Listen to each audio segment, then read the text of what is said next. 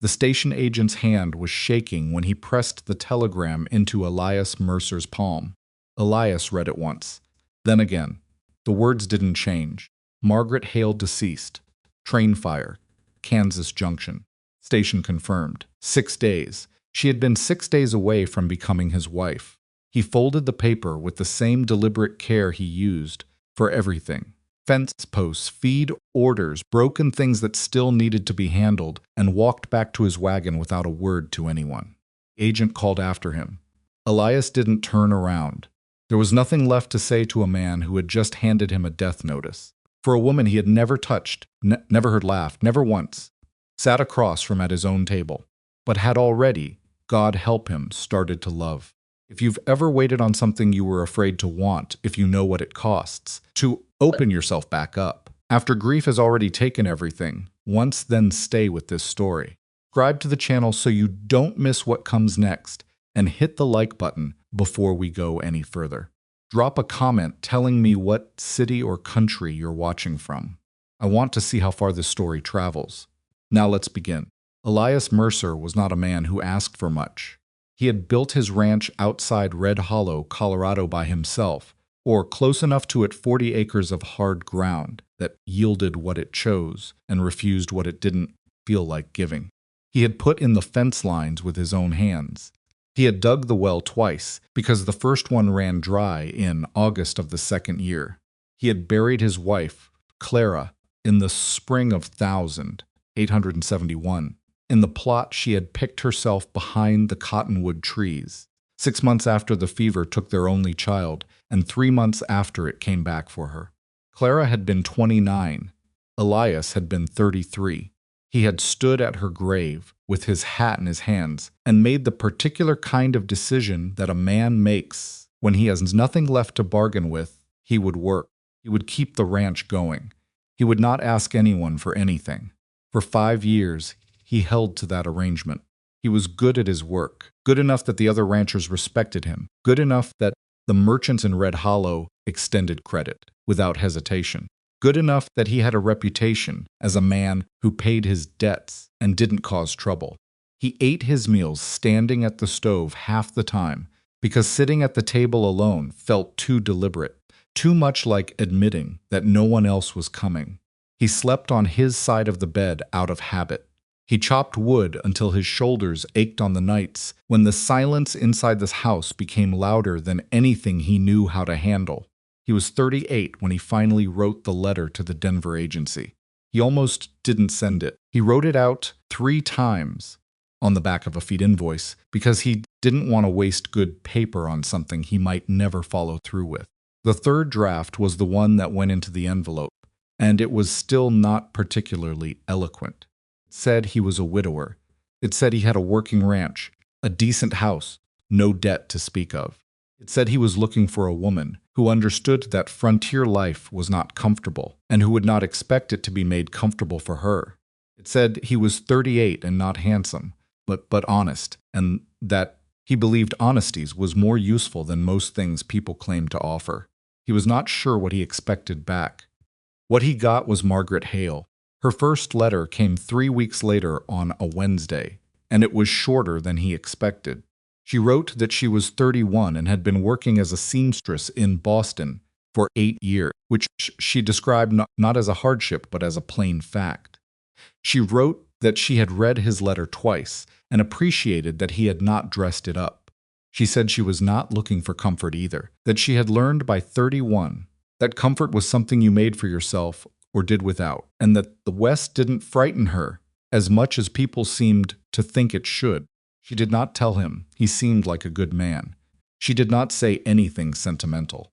He read her letter 4 times before dinner and wrote back the same evening. Their second letters crossed each other in the post. His asked whether she had ever done farm work. Hers told him she had grown up on a small property in western Massachusetts before her family lost it, that she knew what a hard winter meant and what it took to get through one, and that she was not under any illusions about what ranch life involved. His third letter mentioned the well he had dug twice. Her third letter said that sounded exactly like the kind of thing that happened when you lived somewhere real. By the fourth letter, something had shifted. He wasn't sure when it happened exactly. Somewhere between her description of the Boston winter, the way the cold came off the harbor and got into the boarding house walls, no matter how much you stuffed the gaps, and his reply about East Hill, the rise on the north end of his property, where the light hit the grass at a certain angle in the mornings that he had never successfully described to anyone. Told her about it anyway. He told her it was the view he had never been able to share with anyone because he had no one to share it with, and that he thought she might like it. She wrote back that she intended to see it for herself. After that, the letters moved differently.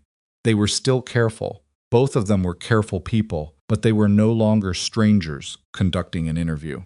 They were two people who had started quietly and without much ceremony to matter to each other. He had told no one in Red Hollow about the correspondence, not because he was ashamed of it, but because he didn't know how to explain something that was still so new and fragile. The agency arrangements were not uncommon on the frontier. He knew that. He also knew that people talked, and he didn't want what was between him and Margaret to become town conversation before it had a chance to become anything real. He told his neighbor Hatch, only because Hatch saw the Denver postmark on one of the letters and asked directly. "Agency woman?" Hatch said, not unkindly. "Correspondence," Elias said. Hatch had studied him for a moment. "You deserve somebody," he said finally. "Don't let being stubborn get in the way of it." Elias had not answered that, but he had sent the fifth letter the next morning. By the sixth letter, they had agreed on a date. She would leave Boston on a Tuesday, travel through Kansas, and arrive in Red Hollow the following Monday. He had written a description of the station, the broken water pump on the east platform that had been broken for 2 years, and that nobody seemed inclined to fix the red-painted freight office door. She would know the right place when she saw it. He had read her last letter so many times that the paper had begun to soften at the folds. He had started, in a way he would not have admitted to anyone, to count the days. 6 days before her train was due, he was in town, picking up a wire order for fence hardware, when the station agent, a young man named Pruitt, came out from behind the counter with an expression that didn't belong on a man handing over standard station business. "Mr. Mercer," Pruitt said, "there's a telegram came in for you this morning. I think you'd better read it before you go." Elias took the folded paper and read it standing at the counter. He read it twice. The words were direct and without apology, which was the nature of telegrams. There was no room in them for softness. Margaret Hale deceased. Train fire, Kansas Junction. Station confirmed. Pruitt was watching him. The man had not learned yet that watching a person in a moment like that was a cruelty of its own, but he was young and probably didn't know what he was looking at. Elias folded the telegram once, then again, pressed it flat between his palms, and put it in his breast pocket. "My hardware order ready?" he said. Pruitt blinked. "Yes, sir. I'll get it." He loaded the fence hardware into the wagon himself because he didn't want anyone to help him. He drove home at the same pace he always drove, which was unhurried, because pushing the horses didn't change the distance. Unhitched the team, watered them, put the hardware in the barn, and went inside. He didn't eat supper. He sat at the table for a while in the dark, not lighting the lamp. Then he got up and went to the bedroom and pulled the flat wooden box out from under the bed, the box where he kept Clara's death certificate, the deed to the ranch, and, for the past 2 months, bundle of 6 letters tied with the piece of string that had come around one of the feed packages. He put the telegram in with the letters and pushed the box back under the bed. He did not read the letters that night. He knew what they said. The next morning he was up before light. He had fence posts to set on the south line, and he set them, and the day after that he repaired the barn door hinge that had been giving him trouble since March, and the day after that he cleared a drainage ditch that had been silting up near the lower pasture. He worked from before sunrise to after dark, and when the work ran out he found more, because the alternative was the silence inside the house and the flat wooden box under the bed, and the count of days that had been running in the back of his mind since the sixth letter, and that had now been stopped, abruptly and without explanation, by 8 words on a torn piece of paper, came by on the third day. He didn't say anything about the telegram. Elias hadn't told him and didn't plan to.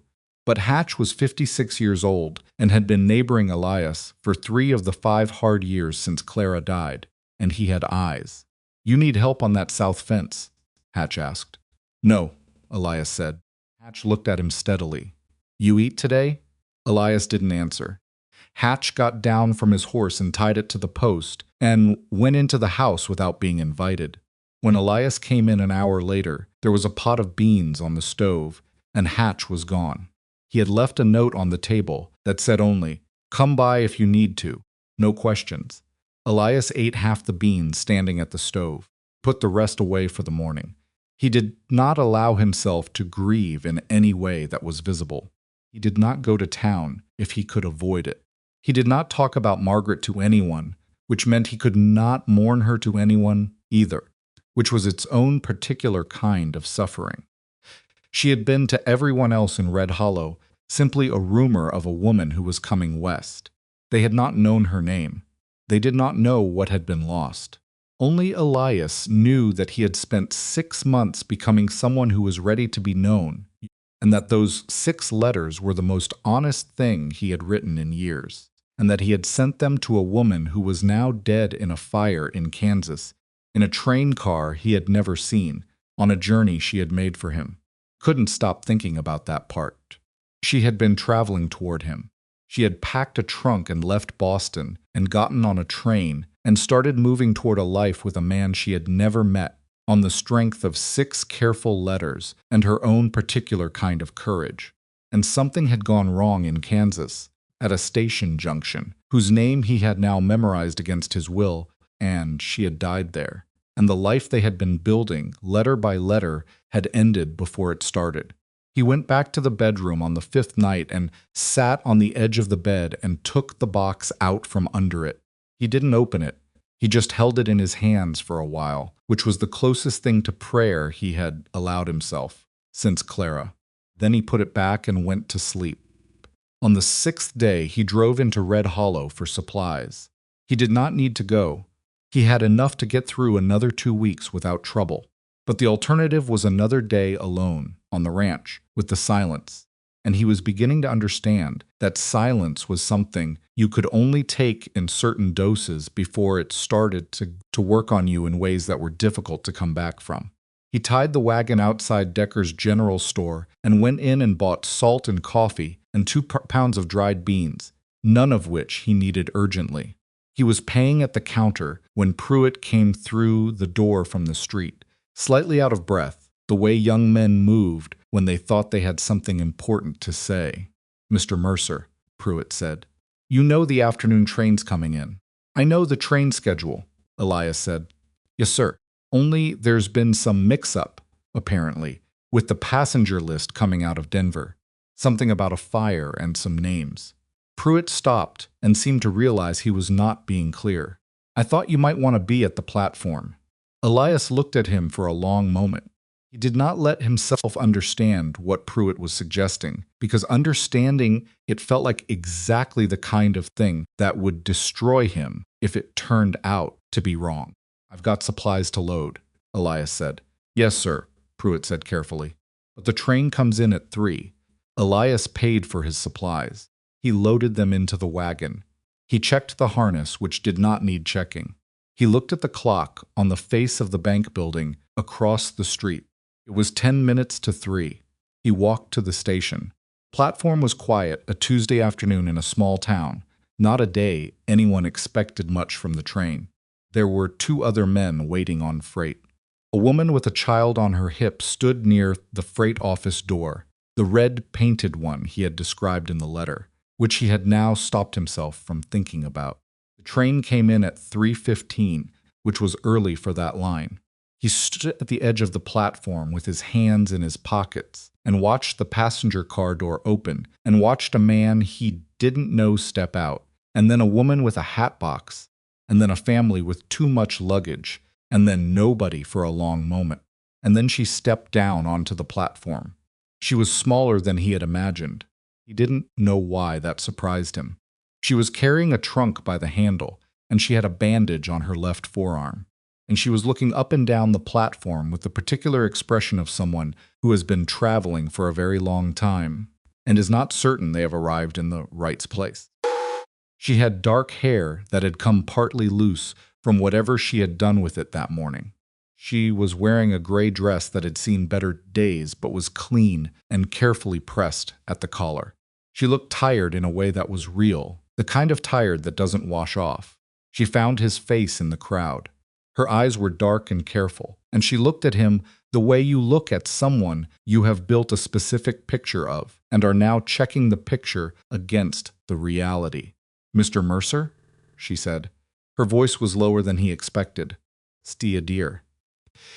He stood there on the platform of Red Hollow Station, with the train still cooling behind her, and the two freight men watching, and the afternoon light falling flat across the dust, and he felt something give way inside his chest that he had been holding in place for 6 days with nothing but fence posts and bean pots and the rigid architecture of not feeling anything.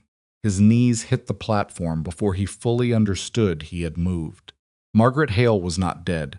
She was standing 20 feet away with a bandaged arm and a worn trunk, and a look on her face that was rapidly moving from confusion to something closer to alarm. Watching the most controlled and dependable rancher in Red Hollow County kneel in the station dust like a man who had just seen something he had given up believing in. She moved toward him quickly. "Mr. Mercer, are you hurt? What's happened?" Couldn't speak yet. He reached into his breast pocket and pulled out the folded telegram. His hand was not entirely steady when he held it out to her. Took it. She read it. She read it again. The color drained from her face. "Oh," she said, very quietly. The word barely made it out.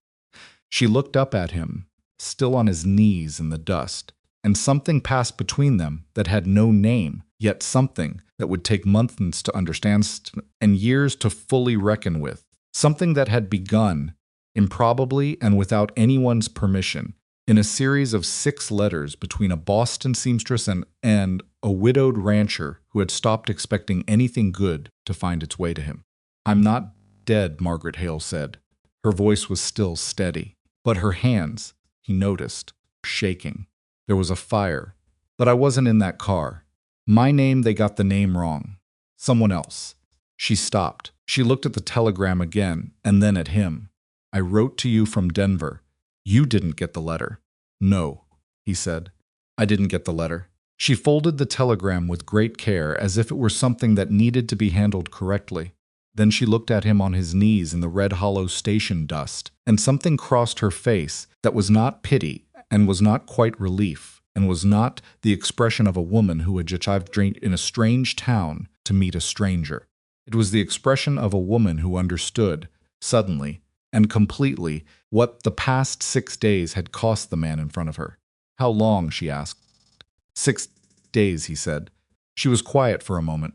Then she reached out and put her hand on his arm. Not his hand, not his shoulder, but his arm, firm and deliberate. The way you touch something you need to be sure is real. "Get up, Mr. Mercer," she said. "I came a long way to see that hill." He got up. It was not a graceful thing. His knees had hit the platform boards harder than he'd realized. He was 38 years old, with 5 years of fence post work in his joints. And the 2 freight men were still watching with the particular blankness of men who have decided not to acknowledge what they just saw. He stood and straightened his coat and picked his hat up from where it had fallen, and he did not look at anyone, except Margaret Hale, who was still holding the telegram with both hands and whose own composure was beginning to show its edges. "Your trunk," he said. "I have it," she said. "I'll carry it." Carried it from Denver. He looked at her. She looked at him. Neither of them moved for a moment. "All right," he said finally, and reached for the handle anyway, and she let him take it, which he understood was not surrender, but something closer to practicality. She had been traveling for days. She was tired, and they both had larger things to deal with than who carried the luggage. He led her to the wagon without speaking. The town was small enough that their walk from the platform to the street took less than 2 minutes. But Red Hollow was also the kind of place where 2 minutes was enough time and for word to begin moving. He could feel it happening, the glance from the woman outside the land office, the pause in the conversation between two men near the feed store. Strange woman walking beside Elias Mercer with a bandaged arm and a worn trunk was not something Red Hollow saw every Tuesday afternoon.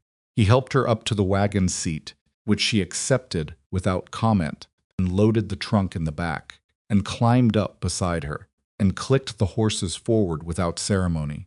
They were out of town and onto the ranch road before either of them spoke again. "How bad was it?" he asked. He kept his eyes on the road. "Fire?" She was quiet for a moment. "Bad enough. I was in the rear passenger car. The fire started 3 cars forward the mail car," they said. "By the time it spread enough to be a danger to us, there was time to get out." She paused. "Most of us." He heard what she didn't say.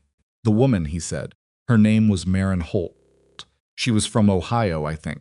She'd been sitting alone most of the journey." Margaret looked down at the bandage on her forearm. She was older. She didn't move quickly. "I don't know why they wrote my name instead of hers." The confusion at the junction it was very bad. People were shouting, there was smoke everywhere. The station master was trying to account for everyone at once. She stopped. "Someone's made a mistake. It happens." The flatness in her voice when she said that last part, "it happens," was the voice of a woman who had spent 31 years learning not to waste energy on things that couldn't be undone. He recognized it because he used the same voice himself. "You were hurt," he said. "A burn.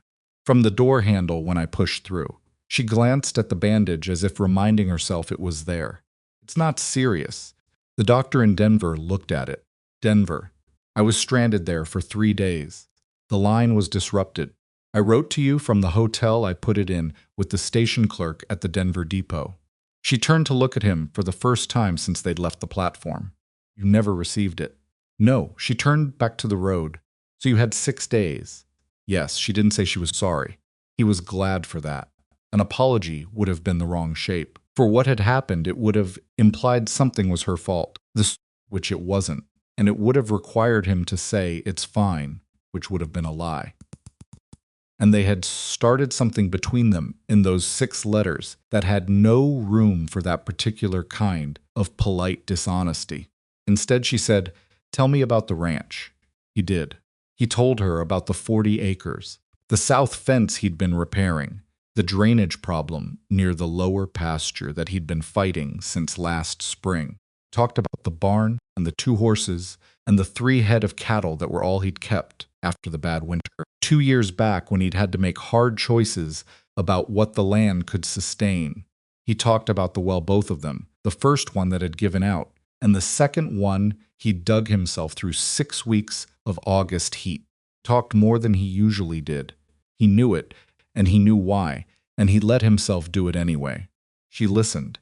She asked questions that were specific and practical. How deep was the second well? What had he done about the drainage? How long did the winters run this far, into the mountains? The questions of a woman who was genuinely trying to understand a place she was about to stake her life on, not making conversation to fill the quiet. By the time the ranch came into view, something had settled between them. Not comfort, exactly. They were still 2 people who had never met, sitting on a wagon seat with 6 days of grief and a burned telegram between them. But the edge of strangeness had softened enough that when he pulled the horses to a stop in front of the house and climbed down and offered his hand to help her down, she took it without the careful hesitation of a stranger. Her grip was firm. Her hand was calloused, which he hadn't expected, and which told him more about her than most things she'd said. She stood in front of the house and looked at it for a long moment without speaking. It was not a beautiful house. It was a working house, solid enough, square enough, built to last rather than to impress. Porch had 1 board that needed replacing. The window on the east side had a crack in the upper pane that he'd been meaning to get to since winter. The door had been repainted once, badly, in a color that had faded from what he thought was green to something closer to gray. "It's good bones," Margaret said. "The east window needs a new pane," he said. "I can see that." She turned to him. "I can help with that. You know glass work? I know I can learn." She looked back at the house. "Is there a spare room?" The question landed carefully between them, and he understood what it was asking. She was not assuming, which he had not expected, and which he appreciated more than he knew how to say. "There's the back bedroom," he said. "It's small. The chimney from the main room runs through the wall so it stays warm." She nodded. "That's fine." He brought her trunk inside and showed her the back bedroom, which was indeed small: a bed, chest of drawers, a window that looked east, which was the direction she would need to look to see East Hill in the morning. He did not point that out. It felt like too much to say on the first night. She thanked him and closed the door, and he went back to the kitchen and made coffee, because it was what his hands knew how to do.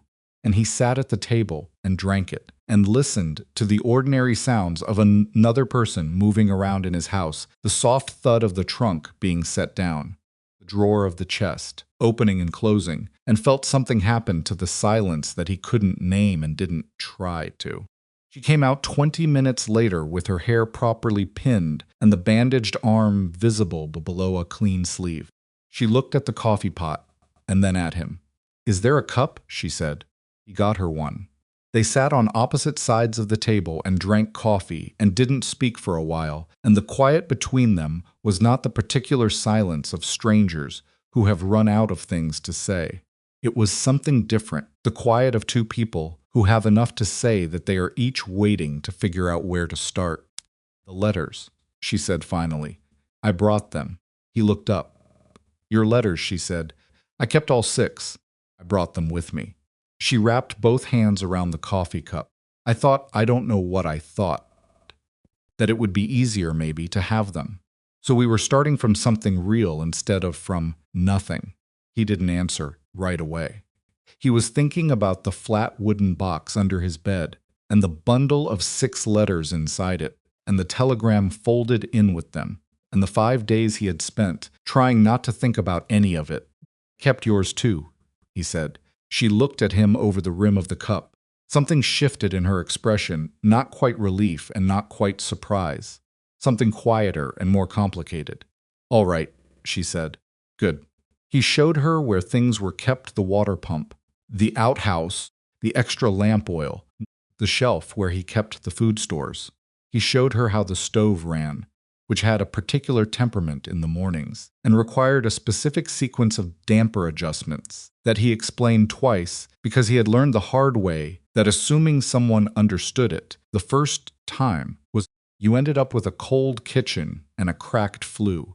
She paid attention the way she had paid attention on the wagon, fully, without pretending things were simpler than they were. By the time he turned in for the night, it was past 9. He stood in the doorway of his own bedroom for a moment, listening to the house. Through the wall, he could hear the faint sound of the back bedroom, settling the particular creak of the bed. When someone shifts their weight, the sound of the lamp being turned down. She was there. She was actually there.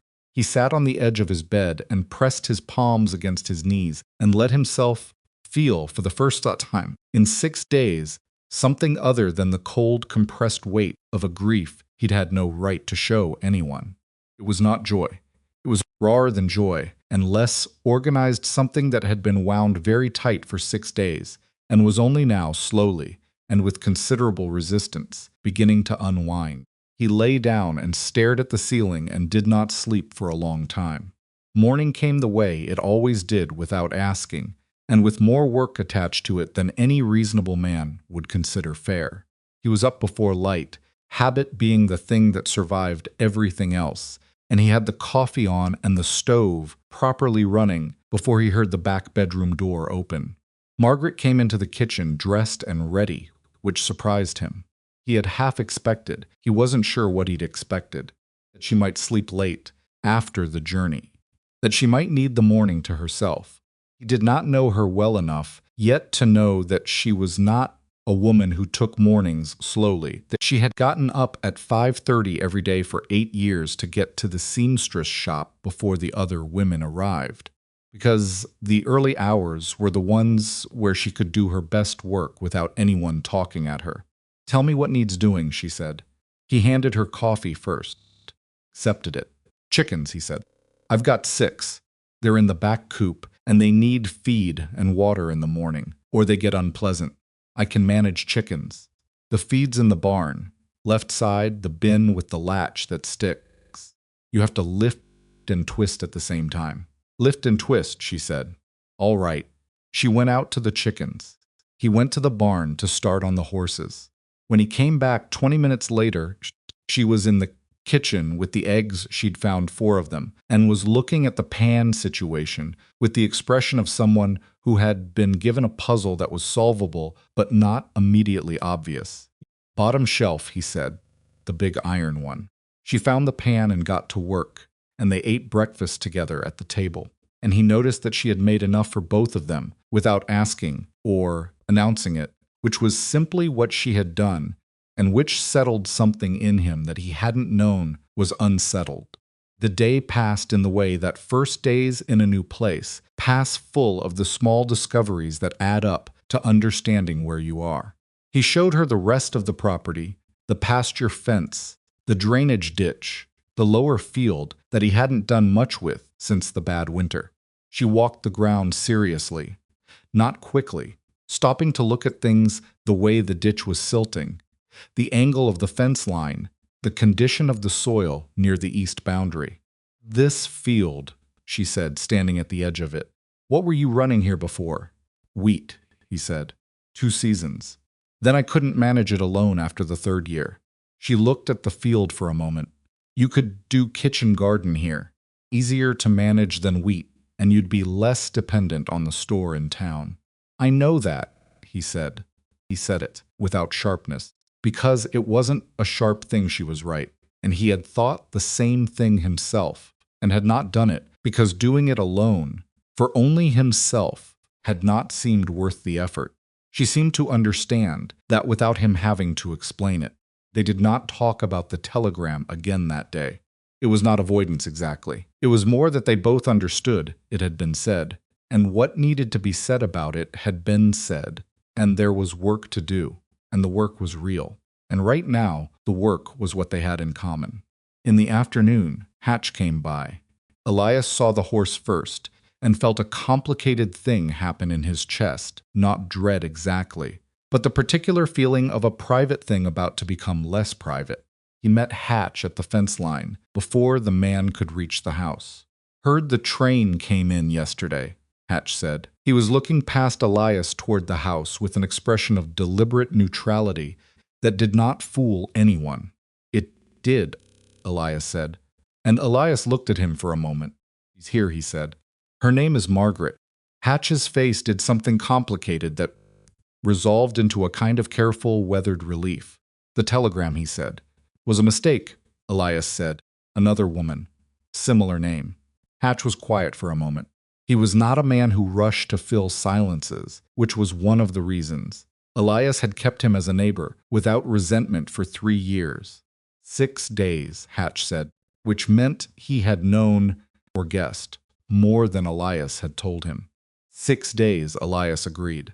Hatch nodded once, slowly, as if that explained several things about the past week that had not previously made sense. "You going to introduce me?" "Not today," Elias said. Hatch accepted that without argument and rode back the way he came, and Elias watched him go and thought about what it meant that the first person outside the two of them to know Margaret was here was a neighbor who had left a pot of beans on the stove and asked no questions. He went back to the house to find Margaret at the table with her sewing kit open, carefully refolding the bandage on her arm. She had unrolled the old one and was assessing the burn beneath it with the same practical attention she gave. Everything not wincing, not dramatic about it, just looking at it the way you look at a problem you need to understand before you can address it. "It looks better," she said without looking up. "Does it hurt?" he asked. "Yes," she said simply, "but it's healing." He sat down across from her. He watched her work the new bandage into place, precise and careful, the hands of someone accustomed to detailed work. She had said she was a seamstress, and he could see it in the way she managed the cloth, in the economy of her movements. "The man who came to the fence," she said, still not looking up. "Who was that? Hatch, my neighbor. His property runs along the north boundary. He knows I'm here? He knows." She tied off the bandage and looked up. "Is he the kind of man who talks?" "No," Elias said. "He's the kind of man who leaves beans on the stove." She looked at him for a moment, trying to read the sentence, and then something shifted in her expression that was not quite a smile but was in the same territory. "He was kind to you," she said. "While you thought—" "Yes." She nodded slow. "I'd like to meet him eventually." "Eventually," he agreed. That evening, after supper, they sat on the porch because the night was warm enough, and because the house was small enough that the porch was the natural place to go when you needed a slightly larger version of the space you'd been occupying all day.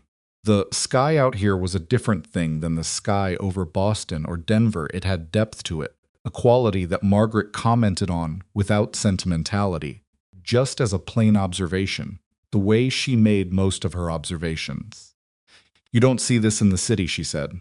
"No," he said. "Does it bother you? The size of it?"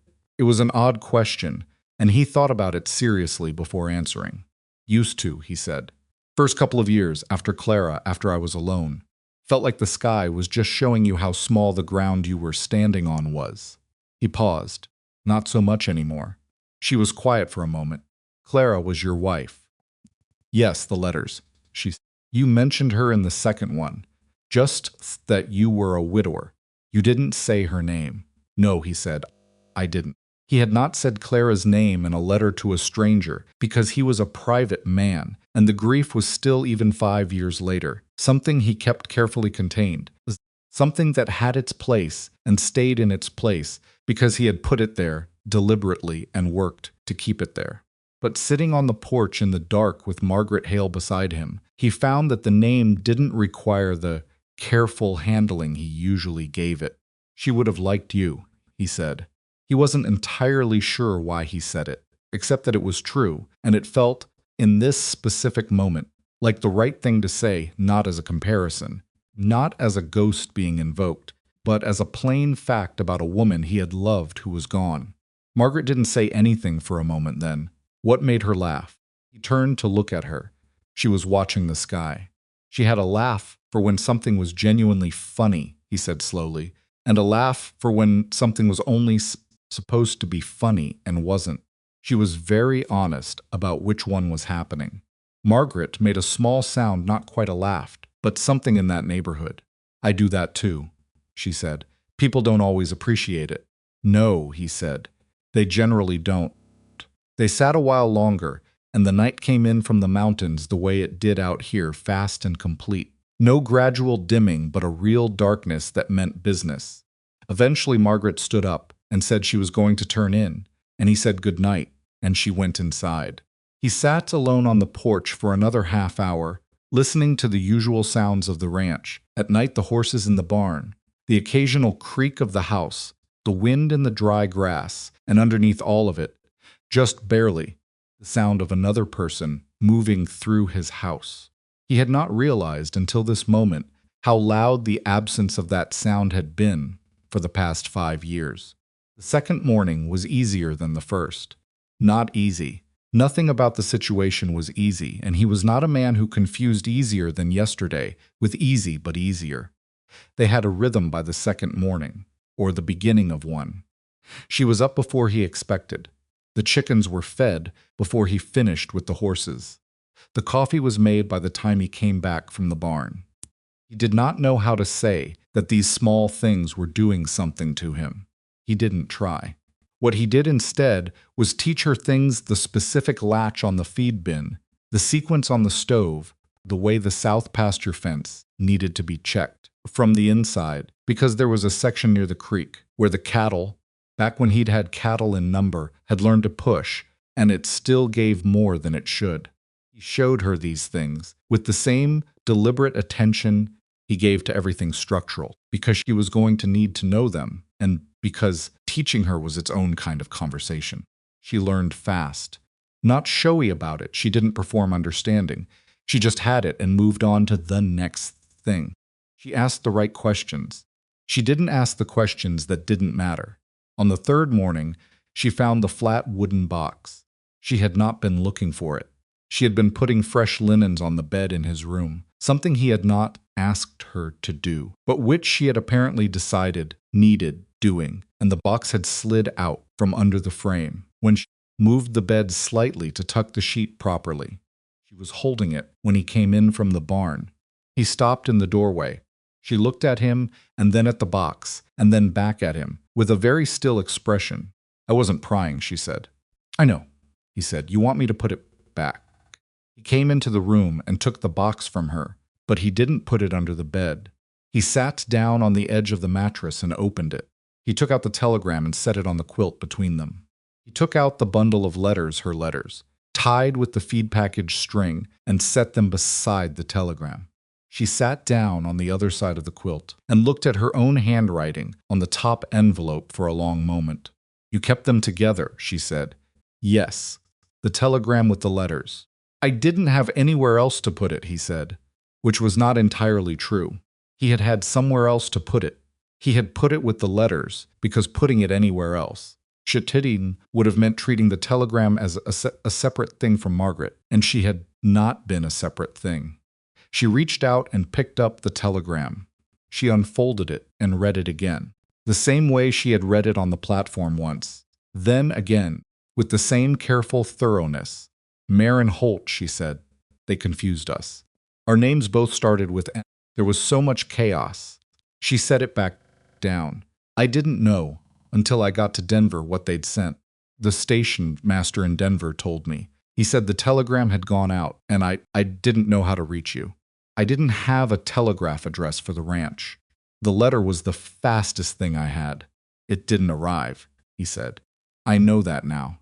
They sat on opposite sides of the quilt with the telegram and the letters between them and the morning light coming in through the window that faced east, and neither of them spoke for a while. 6 days, she said finally. Not asking, just saying it out loud. "The way you say a thing when you need to hear it spoken." "Days," he confirmed. She looked at the letters. "You read them?" "Yes." "How many times?" He thought about lying and decided against it. "I don't know," he said, "a few." She nodded, very slow. She reached out and picked up the bundle and turned it in her hands, and then she put it back in the box and folded her hands in her lap. "I want you to know something," she said. He waited. "I got on that train because of those letters," she said. "Not because of the agency or the arrangement or the idea of frontier life, because of the letters." She paused. "The one about East Hill. The way you described it, not trying to make it sound romantic, just the exact angle of the light and how it hit the grass and how you'd never been able to share it with anyone." She stopped again. "That's why I'm here." He looked at her across the width of the bed, the quilt and the telegram and the bundle of letters, and all the practical distance that had to be maintained between two people who were married in paperwork, but not yet in the real way, not yet in the way of people who actually knew each other. And he felt the thing that had been unwinding in his chest since the platform in Red Hollow continue its slow, stubborn unraveling. "I know East Hill is still there," he said. "If you want to see it." "I do," she said, "but not today." "Not today," he agreed. She picked up the box and handed it back to him and stood up and straightened the quilt with both hands, quick and efficient, the way she did things. Put the box back under the bed. He didn't know what to do with the telegram yet. He didn't throw it away. He put it in the box with the letters, back where it had been, and pushed the whole thing under the bed and stood up. "The east window needs that glass," she said from the doorway. "I'll get it in town," he said. "I'll come with you," she said. "I need thread." It was such an ordinary sentence, "I'll come with you." I need thread that it hit him somewhere he was not expecting. He stood in the bedroom of the house he had built with his own hands and lived in alone for 5 years, and a woman who had survived a train fire and traveled across 3 states and arrived in the correct town on the correct platform. despite every attempt the world had made to prevent. It was standing in the doorway telling him she needed thread, and he felt, for the first time in a long time, that the future was not something he had to manage entirely by himself. He was not ready to say that to anyone, including her. He would not say it for a long time, but he felt it, standing there in the morning light, and he did not push it away. "We can go Thursday," he said. "Thursday," she said, and went back to whatever she'd been doing, leaving him alone with the morning and the east-facing window and the first genuine sense in 6 days that the ground under his feet was solid enough to stand on. Thursday came the way. Most days came on the ranch with more to do before it than Elias had planned for. The drainage ditch near the lower pasture had silted badly overnight after a short, hard rain, and he spent 2 hours on it before breakfast that he had not budgeted, which meant the horses were hitched later than intended, and the drive into Red Hollow started close to 10 o'clock instead of 8. Margaret did not complain about this. She came out of the house with her coat on and her list of what she needed: thread, 2 colors, a packet of needles, a length of muslin, if Decker carried it, and climbed up to the wagon seat without comment. She had been on the ranch 5 days now, and she had learned, without being told, that the ranch made its own schedule, and that a man who spent 20 minutes being frustrated about it was a man who had 20 fewer minutes to deal with it. The road into town was dry after the rain, which was something. The wagon made reasonable time, and the morning was cool enough that the drive was almost pleasant, almost being the operative word. Because Elias was still working out in the back of his mind how to manage what was about to happen in Red Hollow. He had not in 5 days taken Margaret to town. He had told himself this was practical. She was settling in. There was work on the ranch. Thursday was the reasonable day. All of that was true. What was also true was that he had been giving himself time to figure out how to navigate the particular social mathematics of showing up in a small town with a woman most people didn't know existed for a week, in which he had told no one except Hatch that anything had happened at all. Red Hollow had a memory like all small towns, long and specific and capable of holding on to the wrong things indefinitely. He was not ashamed of the arrangement with the agency. He was not ashamed of anything. But he had spent 5 years building a reputation as a man who kept his own counsel, and there was a version of this arrival that could go badly if it was handled wrong, and he was trying to think through the version that went less badly. Margaret apparently had her own read on the situation. "You've been quiet since the ditch," she said, about halfway to town. "Thinking," he said. "About town." He glanced at her. "About how to manage town," he corrected. "People are going to stare," she said. It was not a complaint. It was an assessment. "Yes," he said, "and ask questions." "Yes, and make up their own answers if they don't like yours. That's the general principle," he said. She was quiet for a moment. Then, "What do you want me to say if they ask?" He thought about it. "Truth," he said. "That you came from Boston, that we corresponded, that you arrived Monday." He paused. "You don't have to explain the rest." "The telegram." "You don't have to explain the telegram," he said. "Business." She considered this. "All right," she said. "I can do that." He thought she probably could. She had the quality of a woman who had navigated difficult rooms before, not by being aggressive about it, but by being very clear about what she would and would not give people, which was its own kind of armor. They pulled up in front of Decker's general store at 20 past 10. Elias tied the horses and helped Margaret down, and they went inside together, and the thing he had been steeling himself for happened immediately. Decker's wife, Ruth, who handled the fabric and dry goods side of the store, and who had the most efficient information network in Red Hollow, looked up from the counter and went completely still for approximately 2 seconds before her face rearranged itself into an expression of careful welcome. "Elias," Ruth said. "Haven't seen you in a bit, Ruth," he said. "This is Margaret. She arrived Monday." Ruth Decker was a woman of 50-something who had lived in Red Hollow for most of her life and had seen most things that a small frontier town produced, and she was also a woman who understood with great precision when she was being given the outlines of a story and not the full text. She looked at Margaret with the particular attention of someone cataloging details: the bandaged arm, the direct posture, the way Margaret was meeting her eyes without apology. And then she smiled, and it was a real smile, real enough. "Margaret," Ruth said, "welcome to Red Hollow. You'll want to tell me what you need, and I'll see what we have."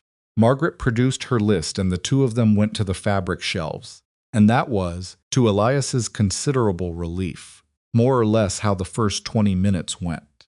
He went to the hardware side of the store and found the glass pane for the east window and arranged for the coffee and flour he needed. And he could hear, from across the store, Margaret and Ruth Decker having a conversation that was careful on both sides but moving, in the way conversations between capable women often moved, towards something that was at least the shape of ordinary human exchange.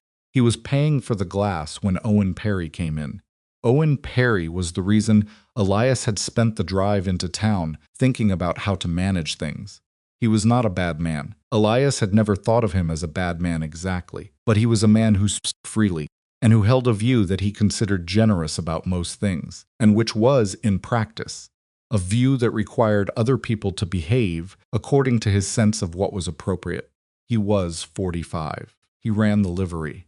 He had opinions about how the town ought to operate, and he had the kind of social confidence that came from being a man of middling importance in a place where middling importance was the highest available. He came through the door and saw Elias, and then he saw the woman at the fabric shelves talking to Ruth Decker, and his eyes went between the two things once. And then he came directly to the hardware counter with the expression of a man who had just made a series of rapid calculations. "Elias," he said. He extended his hand. Elias shook it. "Owen." "Who's the woman?" He said it quietly enough that it wasn't a performance, but it was still the kind of question that didn't have much patience in it, the kind that expected an immediate, complete accounting. Elias looked at him for a moment. "My wife," he said. He had not planned to say it precisely that way. He had planned something a little more careful. "She came out from Boston. We've been in correspondence. She arrived this week." Something that gave the situation room to be explained. Owen Perry was standing in front of him with his expectant face and his rapid calculations, and the word came out flat and clean and final. The way words come out when you've been pressed into them. Owen blinked. You didn't say you were—" "No," Elias agreed. "I didn't." Owen looked across the store at Margaret again, and Elias could see the man working through his response options and selecting the one that would be least costly, which was a more or less correct social instinct, even if the process was visible. Owen said, "Good for you." He said it with a heartiness that was slightly too loud for the distance between them. "About time." Elias said nothing to that. Across the store, Margaret had apparently reached the end of the fabric conversation and had turned around, and her eyes found Elias and then moved to the man beside him with the same calm assessment she applied to most things. Owen saw her looking and turned, and moved toward her with his hand already extended, which was Owen's natural mode of operation in any social situation. "Owen Perry," he said. "I run the livery. Elias and I go way back." "Margaret," she said, and shook his hand with exactly the firmness that the handshake warranted, which was enough but not more.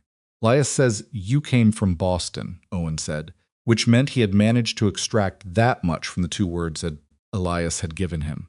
"That's right," Margaret said. "Long trip," Owen said. "It was," she said. She gave him nothing else. She did it pleasantly, without a sharp edge, but she gave him nothing. And Owen Perry, who was accustomed to extracting information through the sheer momentum of his own conversational energy, found himself at a full stop for the first time in recent memory. "Well," he said for the second time, "welcome to Red Hollow." "Thank you," she said. Owen went to get whatever he'd actually come for, and Margaret came to stand beside Elias at the counter while Decker wrapped the glass, and she did not say anything about what had just happened. She looked at the wrapped package, and then at Elias, and then she said very quietly, "Your wife." "It's accurate," he said, equally quiet. "I know it is," she said. I just wasn't sure that's how you'd put it." He looked at her. She was looking straight ahead, at the paper-wrapped glass. "Is that all right?" he said. She was quiet for one beat. "Yes," she said. "That's all right."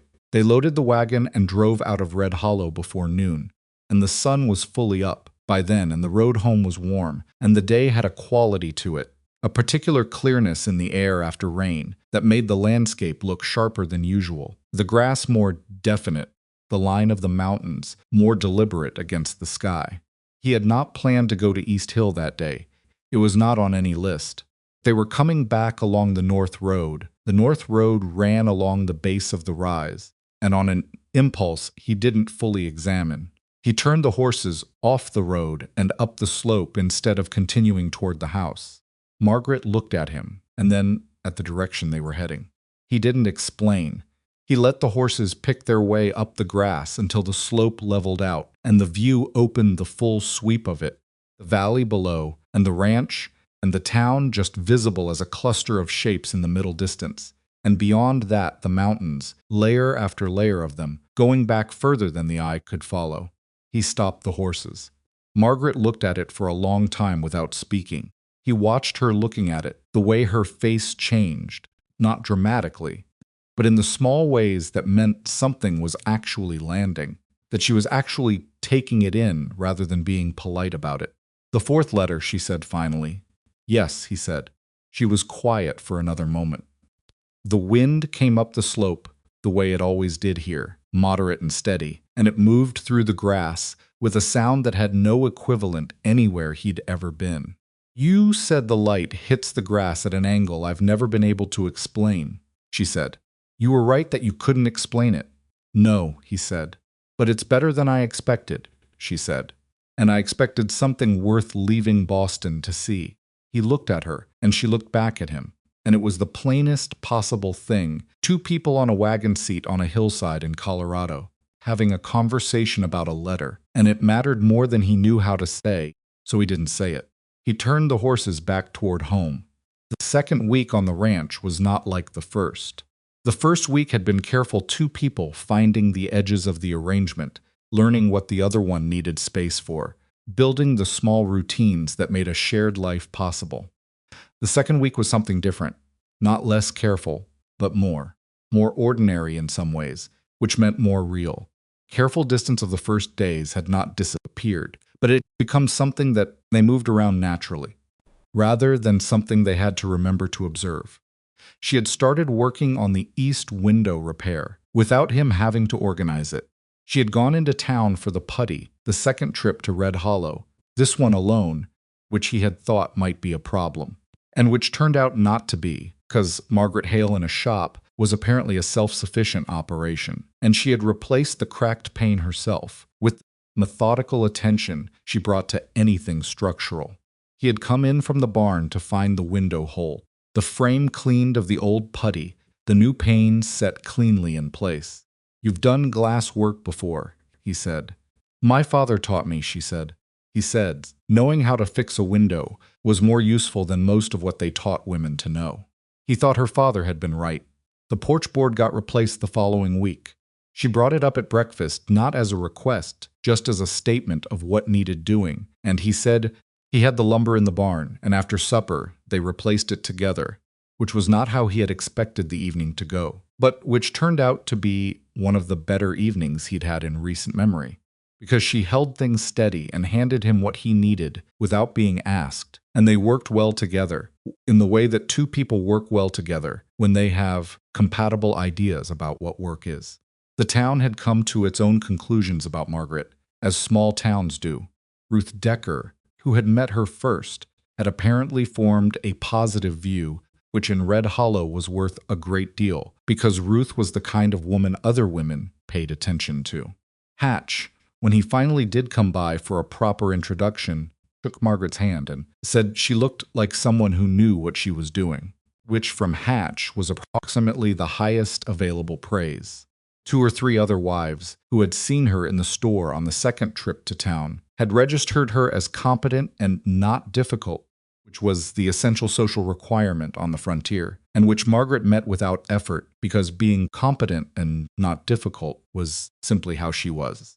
Owen Perry had told at least 3 people that Elias Mercer had apparently gotten himself married without telling anyone, and had included in this telling a tone of mild affront that revealed more about Owen than about Elias.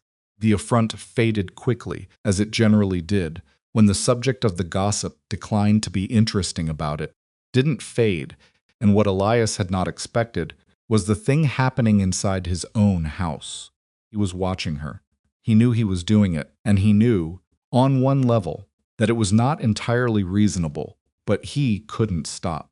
He watched her in the mornings to make sure she was there. He found reasons to come back to the house in the middle of the day tools he needed. Water he could have gotten from the barn pump, and what he was actually doing was checking. At night he lay in his room and listened for the sounds from the back bedroom, and if they were quiet for too long, he found himself straining toward them, waiting. He did not know how to stop doing this. He understood, intellectually, that it was a product of the 6 days that his nervous system had been handed a fact, and then had that fact revoked, and then had it restored, and that the whole machinery of him was now running on a kind of desperate verification loop that reason had very little purchase on. He understood that. It didn't help. What he did not understand was whether she had noticed. On the 12th day, she found the kitchen window latch broken. It was a small thing. The latch had been getting stiff for weeks and had finally given out completely, and she told him about it at breakfast in the same tone she used for all maintenance issues, which was the tone of someone reporting a fact rather than presenting a problem. He fixed it that afternoon. He put a new latch on and made sure it seated properly from the inside and the outside both, and he tested it 4 times. And then he went back inside and stood in the kitchen and looked at the window and the latch and the yard outside and thought about what he was doing, which was making sure that the house was sealed correctly, that everything that was supposed to be inside was inside, and everything that was supposed to stay out stayed out. He went back to work. He did not examine the thought any further. That night he woke at 2 in the morning for no reason he could identify. He lay still for a moment, listening. The house was quiet. The usual quiet, the tick of the stove cooling, the wind outside, the horses in the barn. He told himself to go back to sleep. He got up. He told himself he was getting water.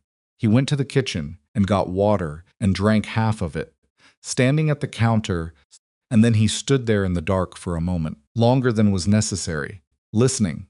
The sound from the back bedroom was the sound of regular breathing. She was asleep. She was there. He went back to bed. He lay in the dark and looked at the ceiling and thought, "This is not sustainable." He thought, "She is going to notice if she hasn't already." He thought, 5 years of managing your own grief is not the same as having stopped having it. He thought about the telegram folded in the box under the bed and the letters beside it, and the 6 days that had apparently done something to him that hard work and practical routine were not sufficient to undo. On the 14th night, she caught him. He had not meant to be obvious about it. He had gotten up at 1:30, he did not know why, the same undirected waking he'd been experiencing all week, and he had gone to the kitchen, and he was standing at the counter with a cup he hadn't filled yet when he heard the back bedroom door open. Margaret came into the kitchen. She was dressed, which was the thing that told him she had been awake, because people who are woken suddenly don't have their sleeves buttoned. She had been awake, and she had heard him get up. She looked at him standing at the counter with the empty cup, and she understood immediately what she was looking at, and she didn't say anything about it for a moment. She went to the stove and moved the kettle over to the hot plate. "Sit down," she said. Not unkindly, he sat. She made coffee with the particular efficiency of someone who has made coffee in difficult circumstances before, who knows that the action of making it is itself a useful thing, regardless of whether the coffee is needed. She set a cup in front of him and sat down across the table with her own and wrapped both hands around it. She looked at him. He looked back. "How many nights?" she said. He thought about hedging. He didn't. "Most of them," he said. She didn't look surprised.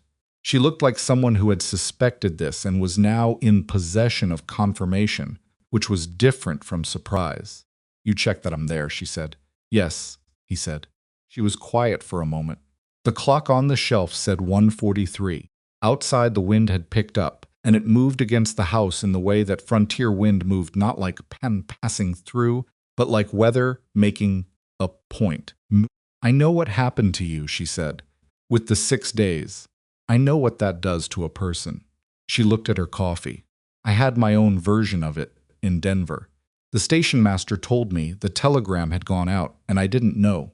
I couldn't know if you'd received it before my letter, and if you had, what you'd done. Whether you'd assume the arrangement was finished. She paused.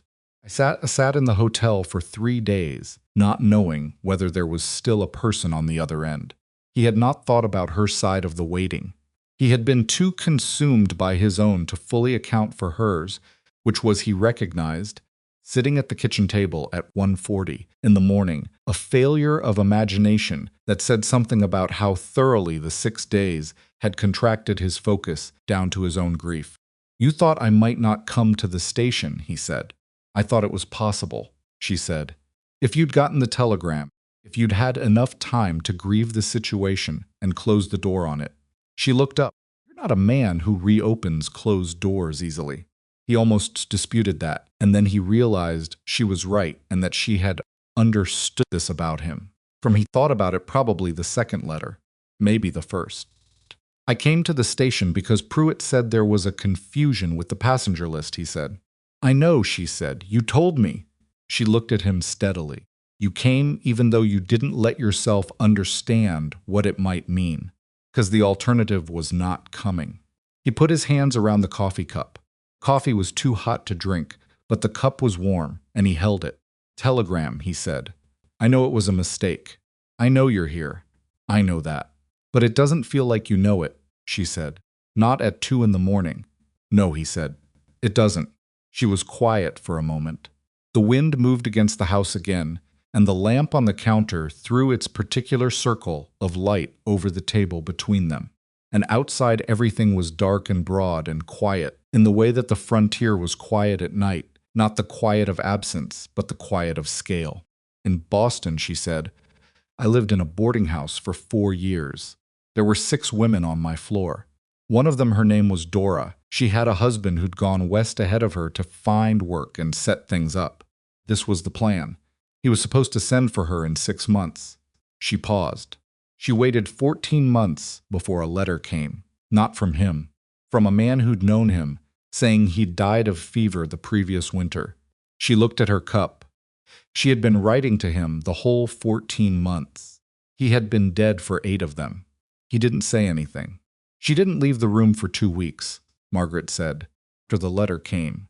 When she came back out, she was different, not broken, just different, like something had been removed, and she'd learned to balance without it. She looked up at him. I thought about her on the train. I thought about her when the fire started. I thought about her sitting in Denver. He was listening very carefully. I am not Dora, she said. I am here. But I understand that your body doesn't always get the news that your mind does, that they run on different schedules.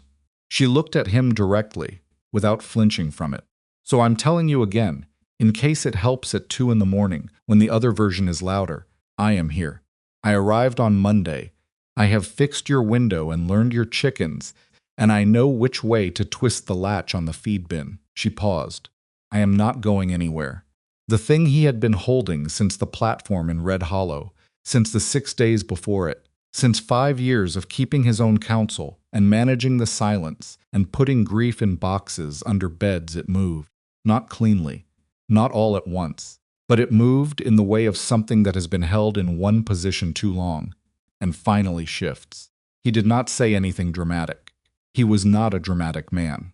He looked at the table between them for a moment, and then he looked at her, and what he said was, the feed bin latch.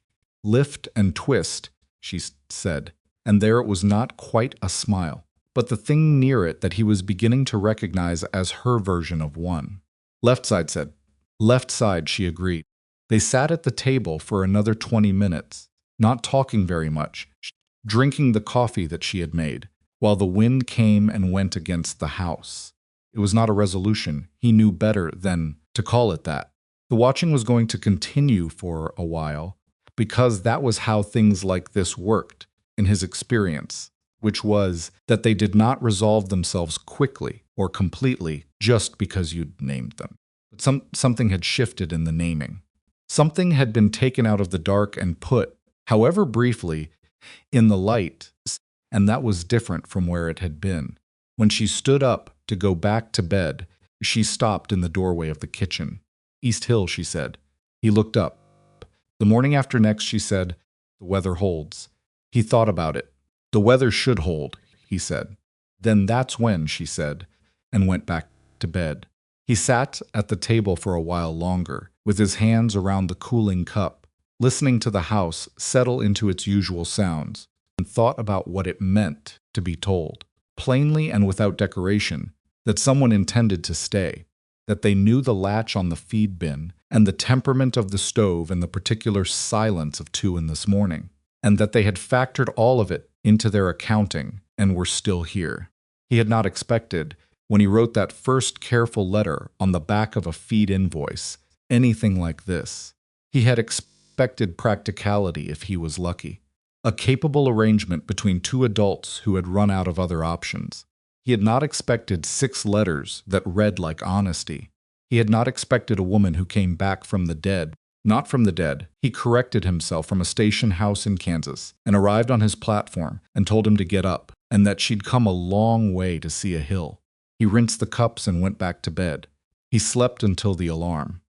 The next morning she was up before him, which was becoming the standard, and the chickens were fed, and the coffee was on when he came in from the barn, and they ate breakfast and talked about the south fence and the drainage ditch and whether the lower field was dry enough yet to be worth starting on. They talked about it the way you talk about things that are yours together, not divided into mine and yours, but shared. The way problems become shared when 2 people have agreed, without making a ceremony of it, that the same things belong to them both. He watched her when she wasn't looking. But it was a different kind of watching from the week before. Not the monitoring of a man who is afraid of what he might find if he stops, but something closer to the attention you pay to a thing you are still learning, that still surprises you, that you are not finished understanding. It was not comfortable exactly. Was not sure he was a man who would ever arrive at comfortable in the simple, settled way. But it was not the watching of someone who expected to lose what he was looking at. That was different. That was, he thought, probably something. The morning after next came in clear and cold, the way the best mornings did. Out here sharp air, good visibility, so the kind of light that showed you everything. He told her at breakfast that the weather had held. "I know," she said. She was already wearing her coat. They went to East Hill before the day's work started, because she had said that was when, and because the light was right in the early morning in a way that it was not later. They walked up the slope together, not quickly, because the ground was still slightly wet from the week's rain, and the view came up the way it always did, all at once, as the slope leveled, the valley and the town and the mountains behind them. She stood beside him and looked at it for a long time. He did not describe it. He had told her in the 4th letter that he had never been able to describe it properly, and he had been right then, and he was right now, and some things did not need talking about. The wind came up the slope. The grass moved in it, that particular angle of light across the particular angle of grass that he had been watching alone for years and had never once been able to explain to another person. She was not trying to say something. She was just there, standing beside him, seeing what he had written about and failed to describe. He thought, "This is the thing I could not share. And then I am sharing it now." Neither of them spoke for a long time. It was Margaret who finally turned away, because she was also a practical woman with a morning's work ahead of her, and she said, "South fence." "You said the creek section still gives it." "Does," he said. "We should look at it today," she said. "Yes," he said. And they walked back down the hill together, toward the ranch, toward the work, toward the day that was already fully underway, without them, the way days on the frontier always were. The South Fence Creek section was worse than either of them had anticipated. Elias saw it as soon as they came around the lower pasture bend. 3 posts, leaning at angles that posts were not designed to lean at, the wire between them sagging in a long, defeated curve that had let the bottom strand drag in the mud. The creek had risen slightly in the week's rain, and the bank had softened, and whatever marginal stability that section of fence had been maintaining on stubbornness alone had given out sometime in the previous 48 hours. He stood at the edge of it and felt the specific frustration of a problem that has been managed instead of fixed for too long. He had known this section was trouble since March. He had told himself he'd get to it properly in the fall, which was the kind of promise a man made to himself when he was working alone and there was more to do than one person could reasonably address. Margaret stood beside him, looking at it with her practical assessment face. "Posts," she said. "4," he said. "The 4th one looks stable, but it isn't. If you put weight on the wire, it'll go." She looked more carefully. "You're right," she said. "The ground around it is undermined. Creek does it every spring. I've been meaning to reset them properly since he stopped." "Since before I came," she said, not as an accusation. "Since before a lot of things," he said. They went back to the barn for the post driver and the spare wire and the digging bar, and they spent the better part of the morning on the creek section, pulling the old posts, clearing the softened bank, digging back far enough from the water's edge to find ground that would hold. It was heavy work, the kind that didn't leave much room for conversation, and they worked in the communicative silence of people who have begun to understand each other's physical logic. When she moved to hold something, he was already releasing it. When he needed the bar, she had it ready. They reset 4 posts. The 4th one, the one that had looked stable, came out of the ground with a sucking sound that meant it had been sitting in rot for at least 2 seasons. It would have gone in the next hard rain, she said. "Yes," he said. They ate lunch at the fence-line bread and the last of the cold beans from breakfast, which was not elegant but was sufficient, and then they stretched new wire in the afternoon. And by the time the light started going, they had a section of fence that would actually hold, which was a different thing from the section of fence that had been there before. Walking back, Margaret was quiet in a way that was slightly different from her usual quiet. He noticed it without addressing it. There were moods that needed space, and he had learned enough about her by now to know that she would say what she had to say when she was ready, and not before. She said it after no supper, when they were sitting on the porch in the cooling evening. "I had a letter today," she said, "from the boarding house. Ruth brought it out when I was in the store." He looked at her. She had been into the store that afternoon. While he finished the wire work, something he hadn't thought twice about because she went into town alone regularly now, without difficulty or incident. "From Boston?" he said. "From Mrs. Carey. She runs the house." She was turning the envelope in her hands. "She writes to say that my position at the seamstress shop has been filled, which I expected. I told them I was leaving, and I don't think they held much hope I'd come back." She paused. "She also writes that one of the other women on my floor, a girl named Patty, has been asking about me, wanting to know how I'm getting on." "Is that a problem?" he asked. "No," she said. "It's kind, actually. Patty was 17. And she used to knock on my door when the boarding house was too loud for her. We'd drink tea, and I'd let her talk." She looked at the envelope. "Mrs. Carey," says Patty cried when I left. He didn't say anything. He was watching Margaret's face, which had the expression of someone looking at a thing from a distance that is the right distance for seeing it clearly. "You miss it," he said. Not accusatory, just naming what he saw. "Parts of it," she said. She said it honestly, which he appreciated. Not the cold, not the shop, the work was fine, but the hours were long, and the pay was not what it should have been. Not the boarding house itself. She paused. "Patty, few of the women I knew, the familiarity of it, maybe, knowing what each day was going to require." He understood that.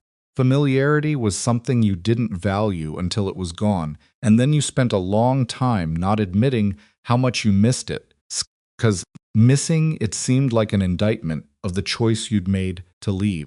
Do you regret coming? He said. He asked it directly because he did not know how to ask it any other way, and because he needed to know. She looked at him for a long moment. No, she said, but I'd be lying if I said there were no days when I felt the size of what I left. She turned the envelope over. That's not the same as regret. No, he said. It's not. She looked out at the yard. The evening was settling in. The particular quality of light that came at this hour, the same light that hit East Hill in the mornings, gone amber and horizontal now, coming from the opposite direction. Elias, she said. Yes, do you ever wish you'd done things differently? Not specific things. Just the shape of it.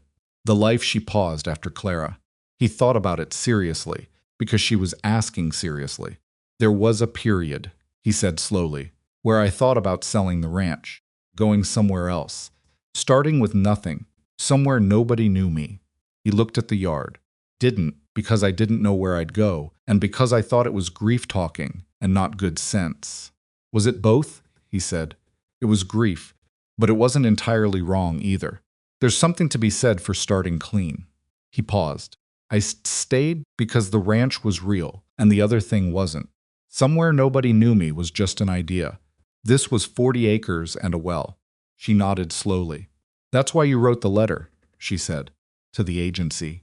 He hadn't thought about it in quite those terms, but he saw the connection she was making.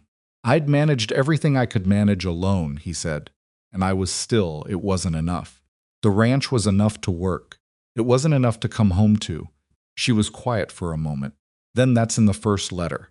Not in those words. That's what it says. You've read it recently, he said. I read all of them again, she said. Last week she put the envelope from Boston in her pocket. I wanted to see if they said what I remembered. Did they? Mostly, she said. Yours are more restrained than I remembered. Mine are more forward. She almost smiled. I was apparently very confident about the franchise. You said the West didn't frighten you. I believed it when I wrote it, she said. Does it now? She considered. Parts of it, she said. The same honest accounting she gave everything. The scale of it. The way the land just goes. In Boston, there were always buildings. Always something to stop the eye. Here the eye doesn't stop. She looked out toward the mountains, just visible in the failing light. I'm getting used to it, but it took more adjusting than I thought. He filed this away not to worry about it, but because it was the kind of information that mattered, that told him something about what she needed that she might not ask for directly. The town helps, he said, knowing people. Ruth Decker helps, she said. Owen Perry I could do without. He almost laughed. He didn't quite, because he was not a man who laughed easily, but it was close. The third week brought the first real trouble of their marriage, which was small trouble, as troubles went, but which revealed something that larger troubles often obscured. Started with the kitchen garden. Margaret had been planning it since the second week she had sketched it out on the back of an envelope. The dimensions, what she wanted to plant, the layout that would give the best yield on the south-facing side of the east field. She had talked about it with him in the way she talked about all practical things, directly, with reasoning, expecting engagement. He had engaged mostly. He'd agreed on the location, and he'd said he would have the ground turned by the end of the week, Tuesday. By Saturday, he had not turned the ground. He had been working the south fence repairs further. Along the creek line, there were 2 more marginal sections he'd found, while they were fixing the first, and the fence had taken the week, and the kitchen garden had not happened. He had not told her it wasn't going to happen that week. He had simply not done it and had not said anything, on the assumption that she would see he was occupied with the fence and understand. She did not understand, or rather she understood and was not happy about it, which was different. She brought it up at supper on Saturday directly and without preamble, the way she did things. The ground, she said, for the garden. I need another few days, he said. Creek sections, I know about the creek sections, she said. You've been on them all week. I'm not arguing with the fence work. She looked at him steadily. But you said you'd have that The ground turned by the end of the week, and it's the end of the week, and I'd have appreciated knowing Tuesday that the timeline had changed. He looked at her. He was tired, and his hands hurt from the fence wire, and his first instinct was to say that she could see perfectly well what had occupied the week without needing a formal announcement. He did not say that, because he recognized, just barely in time, that she was not wrong. I should have told you, he said. She waited. I assumed you'd see the fence work and adjust the expectation, he said. That was I should have said something. She held his gaze for a moment. You live alone for 5 years. You stop accounting for other people's schedules, she said, not cruelly, just plainly. Yes, he said, I do that. I'm not other people, she said. I'm the person running a household with you. I need to know what the plan is when the plan changes. He nodded. He said, I'll turn the ground Monday. Tuesday is fine, she said. I have thread work Monday. That was the end of it. She did not hold it past the conversation, and he did not become defensive, past the moment of recognizing she was right. But it stayed with him, the specific texture of it, the way she had said, I'm not other people. He had been doing what he'd been doing for 5 years, which was operating as a unit of one and expecting the world to accommodate the logic of that. She was not wrong that it needed to change. He turned the ground on Tuesday. She planted on Wednesday and Thursday, and by the end of that week, there was a kitchen garden in the east field that had not been there before, which was the first thing on the ranch that was specifically hers, in the way that the fence and the well and the barn were specifically his. And he noticed this and thought it was right and did not say anything about it, because some things were better observed than commented on. The 4th week brought Hatch and his wife, Vera, for supper. It had been Elias's idea, which surprised him slightly when he was making it, because inviting people to the house had not been something he'd done in years. But Hatch had been a solid presence through the hardest stretch of the past month, and Vera was a woman who had been kind to Clara and who had brought food to the house the week after Clara died without being asked, and it seemed right. Margaret received the plan without objection. Planned the meal a pot roast with the root vegetables from Decker's, bread, a dried apple cake that required the oven to be run for 2 hours, which he advised against given the oven's temperament, and which she did anyway, correctly judging that she understood the oven's temperament better than his pessimism about it. The evening was good. Hatch was Hatch, steady, unhurried, capable of sitting in comfortable silence between sentences in a way that not everyone could manage. Vera was quieter than Hatch in company, but warmer, and she and Margaret found common ground quickly in the area of practical domestic knowledge, which, on the frontier, was an inexhaustible subject. Vera asked about the kitchen garden, and Margaret described it, and Vera offered the information that if she started the beans early enough, she could get 2 plantings before the first frost, which Margaret wrote down on the inside of her wrist, because there was no paper at hand, which made Vera laugh. After supper, the men sat on the porch, and the women stayed at the table, and Elias could hear the conversation from the kitchen, continuing in the low, comfortable register of people who have found they like each other. Hatch looked at the dark yard and said, She's good. Yes, Elias said. I mean for you, Hatch said. He was not a man who required acknowledgement that he'd said a thing, so he let it sit.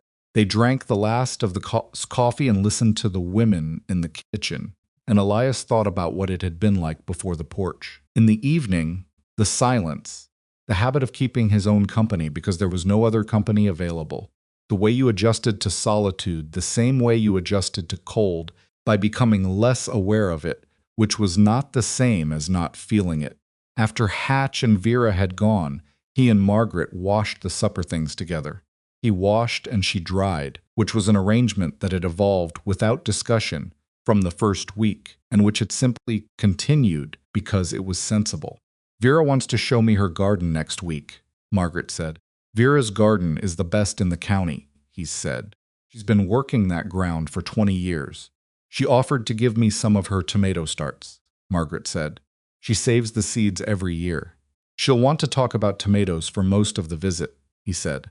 Fair warning. I like tomatoes, Margaret said. He handed her the last pan, dried it and hung it on the hook, and folded the cloth. He looked at the kitchen clean, the stove damped down for the night, the lamp burning low, and then at her, standing at the counter with the easy posture of someone who has stopped being a guest and is simply home. Something had happened in these 4 weeks that he had not planned for and could not have predicted, from the careful, honest letters which had prepared him for practicality and for compatibility and for the particular relief of not being alone, but had not prepared him for this, the specific weight of another person's presence becoming necessary, not useful, not welcome, necessary, the way water was necessary, the way sleep was something you could do without for a time, and did, and managed, but at a cost you didn't fully account until it was no longer being paid. He didn't say any of this. He was not ready to say it, and he was not sure the words he had were the right words. And in his experience, saying a thing badly was sometimes worse than not saying it. What he said was, the apple cake was good. She looked at him. She knew, he thought, that the apple cake was not what he meant. She knew him well enough by now. 4 weeks was not very long, but they had been 4 concentrated weeks to understand the difference between what he said and what he was working toward. The oven cooperated. She said, "It doesn't usually," he said. "Told it to," she said. And there was the near smile, the one he'd been learning to read. He turned the lamp down, and they said, "Good night" in the kitchen, which was where they said, "Good night," now not at the bedroom doors with the particular awkwardness of the first week, but in the kitchen, which was neutral ground, which was the room that belonged to both of them, equally, in a way that the rest of the house still sorting itself out. He lay in his room and listened to the house. He had not gotten up at 2 in the morning since the night she had made coffee. He was still waking some nights, not all. Still lying in the dark, with the old machinery running, the verification loop trying to establish what it needed to establish. But he was better at lying still through it. Better at letting the ordinary sounds of the house do the work, the creak of the bed through the wall, the sound of another person's breathing, the particular temperature of a house that had 2 people in it and not 1. He was learning, which was not nothing. The 5th week, Owen Perry said something in town. Elias heard about it secondhand from Decker, who mentioned it with the careful neutrality of a man who thought someone should probably know, but who didn't want to be in the middle of it. Owen had been talking at the livery, which was where Owen did most of his talking, and he had said in the particular tone of a man who considers himself to be making a reasonable observation that it was an interesting thing to take in a mail-order woman and present her as a wife, as though the distinction between a proper marriage and an agency arrangement was one that people of good standing ought not to notice. Decker did not report it with enthusiasm. He reported it the way he reported most unpleasant things factually, briefly, without embellishment. Elias thanked him and went home. He told Margaret that evening. He told her directly, without softening it, because she was not a woman who needed things softened, and because he thought she had a right to know what was being said about her. She listened without interrupting. He said, "Take in," she said, when he had finished. "That's the word Decker used," he said. She looked at the table for a moment. He watched her face move through something not heard exactly, but something in that territory, followed quickly by something harder. "He's a man who thinks the arrangement matters more than the people in it," she said. "Yes," Elias said, "he is." "What are you going to do?" she said. "Nothing," he said. She looked up. "Anything I do gives it more weight than it deserves," he said. "Owen talks. People in this town know Owen talks. They know me well enough to make their own assessment." He paused. "Unless you want me to say something to him." She thought about it. He could see her thinking about it, the same methodical assessment she gave structural problems, working through what each option cost and what it produced. "No," she said finally. "You're right. Saying something makes it a thing. Not saying something makes it Owen's problem. That's my read," he said. "All right," she said. But something had shifted in her that evening, and he could see it in the way she held herself through the rest of the night, slightly more contained, slightly more careful. the specific tightening of a person who has been reminded that they are new to a place, that their standing is still provisional, that there are people in the town who are watching to see whether they belong. He thought about what Hatch had said on the porch. She's good. And he thought about the specific loneliness of being good and having that be insufficient for some people, of being capable and honest and present and having someone look at the paperwork instead. He lay awake that night, not from the old anxiety, but from a different kind of anger, the slow and settled kind that didn't have anywhere easy to go. The next morning he was in town early, before Margaret had planned to come, and he stopped at the livery on the way to the hardware store. Owen was there, doing whatever Owen did in the mornings, which was generally talking to whoever came through the door. He saw Elias and produced the expression of a man who knew from the deliberateness of the approach that something specific was coming. Elias, he said. Owen, Elias said. He stopped 6 feet away. He was not going to make it a production, he said. My wife's name is Margaret. She came from Boston because I asked her to, and she had the courage to say yes to a man she hadn't met and a life she didn't know. And she has worked this ranch every day since she arrived. I don't know exactly what you said at the livery, but I know the tone you said it in. He paused. Say what you like about me. I've lived next to your opinions for 15 years and managed fine. But don't talk about her like she's a category. Owen's face went through several expressions in quick succession. He settled on something that was approximately dignity. I meant no disrespect to the woman, he said. Then don't, Elias said, and went to the hardware store. He did not tell Margaret he had done this, not because he was hiding it, but because he thought she would not want to know the specifics. She had made her own decision about how to handle Owen, and he had made a different decision about his own role in it, and the two were not contradictory. He had not done it to perform anything for her. He had done it because it was the right thing and because he was the one who... What he told her that evening was something different. This told her after supper on the porch. He said, I want to talk to you about the ranch. She looked at him with the attentiveness she gave important conversations. I've been thinking about the deed, he said. The property is in my name. That's how it was filed, and I haven't changed it. I want to change it. He paused. I want your name on it. She was very still. It should have both names, he said. You've worked this ground. You fixed the window. You planned the garden. You're going to know this land better than I do in another year, the way you pay attention. He looked at the yard. It should say so. She didn't speak for a moment. He could not entirely read her face in the porch light, which was low and amber. That's a significant thing, she said carefully. Yes, he said. You've thought about it. For about 2 weeks, he said. She was quiet again. When she spoke, her voice was lower than usual, with the particular quality of something that mattered. Elias, she said. Why? It was the kind of question that deserved a real answer, not a practical one. He thought about it for a moment, about the telegram and the 6 days, and the feed bin latch, and the porch board, and the creek fence, and the apple cake, and 2 in the morning, and I am not going anywhere, and the way her name sounded in his chest. When he thought about Owen Perry's tone at the livery. Because you're not a temporary arrangement, he said, and I want there to be something that says so, something that isn't just my word. She looked at him for a long moment. All right, she said, the same 2 words she had used on the platform in Red Hollow, with the same weight in them, not small words, not easy words, just the 2 words that meant yes, and I understand what I'm saying. He nodded.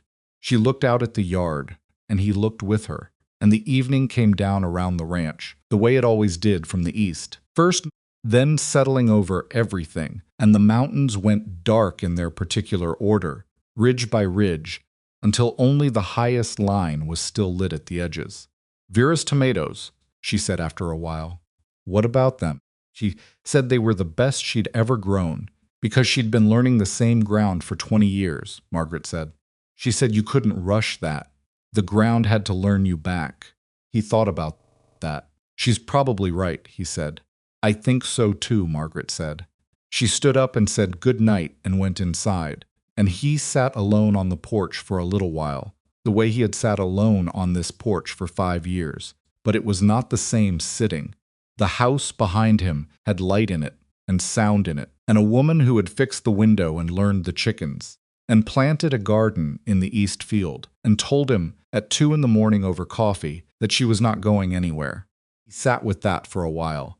Then he went inside because there was no reason to stay out. The deed paperwork took 2 weeks to arrange. It required a trip to the county seat, which was 40 miles east of Red Hollow, and not a journey either of them made lightly. Elias had sent a letter to the land office first, explaining the amendment, and had received back a form and a list of requirements that were bureaucratic in the particular way of documents that have been designed by people who have never had to travel 40 miles to deal with them. He filled out what he could fill out and flagged the rest for the clerk. They made the trip on a Wednesday, leaving before light to make reasonable time. Margaret brought the letters, her copies of the correspondence, which the land office had indicated might be required to establish the nature of the union, since they had married by county certificate in Red Hollow the week after her arrival, and not by any church, which apparently required additional documentation in the county land office's view of the world. She had said nothing about the church question when it came up in the paperwork. He had expected some reaction, some feeling about it, and there was none, or none that she showed him. She simply located the letters and put them in the document envelope, and was ready at the door before he had the horses hitched. County seat was larger than Red Hollow by enough that it had 3 hotels and a proper bank and a land office that occupied its own building instead of sharing space with the post. The clerk was a young man of 20-something who had clearly processed a great many routine transfers and was mildly surprised by the nature of this one not adding a parcel, not removing a name, but adding one. Adding the spouse to an existing deed, the clerk said, reading the form. "That's right," Elias said. The clerk looked at Margaret. "You're the spouse." "I am," she said. He processed the paperwork with the slow thoroughness of someone who was making sure he was doing it correctly because he had not done this particular thing before. He asked for the marriage certificate, which they had. He looked at the letters, decided he didn't need to read them, and put them aside.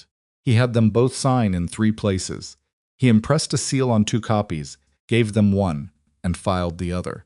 "That's it," he said, with some mild surprise in his voice, as if he had expected the process to be more resistant. "That's it," Elias confirmed. They were back on the road by noon. Margaret held the folded deed copy in her lap for the first part of the drive home, not reading it. She had read it in the office, but holding it with the particular awareness of a person who is still getting used to the weight of something real. "My father lost the property," she said. They were an hour out of the county seat, the road empty in both directions.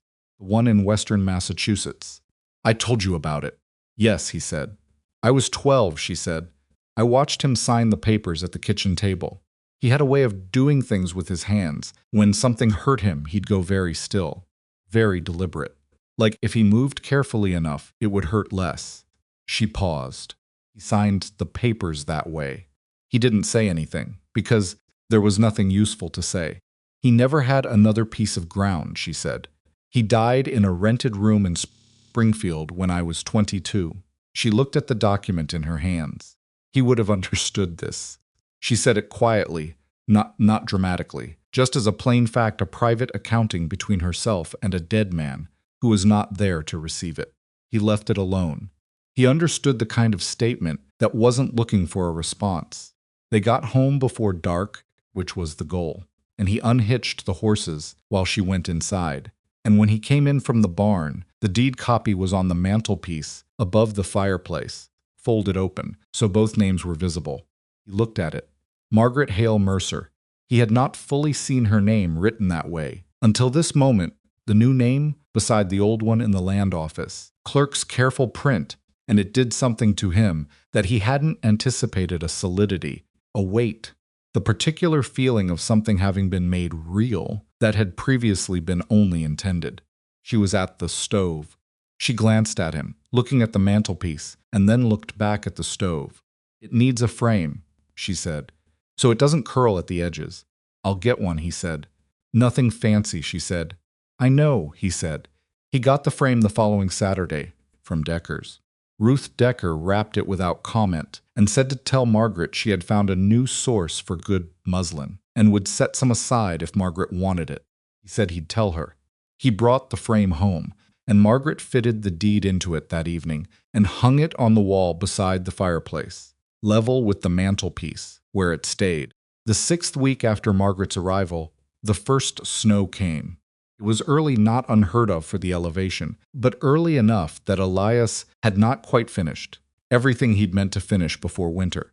The barn had 2 gaps in the south wall that he'd been planning to chink before the cold set in, and the lower pasture gate was hanging badly on the hinge, and the root cellar had a weak spot in the roof where the boards were going soft. These were the known problems. There were always more that the cold found first. The snow came overnight, 3 or 4 inches. Not serious by the standards of what was coming, but enough to make the morning a different proposition than the days before it. He was up before light as usual and came out of the bedroom to find Margaret, already in the kitchen, already dressed, already with the stove running. The chickens, she said, by way of greeting.